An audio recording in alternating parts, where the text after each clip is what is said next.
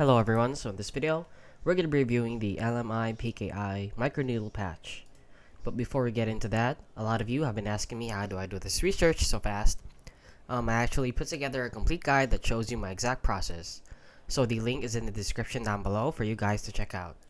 And with that out of the way, let's get into the review. So as you can see, you have it pulled up here on Amazon, and it is rated 2.6 out of 5 stars with 15 ratings, which is pretty bad. So if you don't know what this is, it is basically just a patch for fat loss or weight loss, and it's supposed to help with your fat journey or your weight loss journey.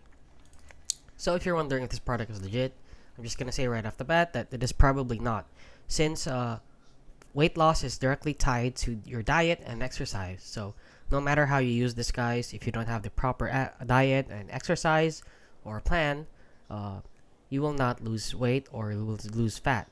So this is not a miracle product that's supposed to instantly help you gain or lose weight. So let's go on down here to see the reviews. So as you can see, the reviews are here. Waste of money, useless, not for me, don't work, don't waste your money, don't stick, remove the white paper, don't work for me, rubbish.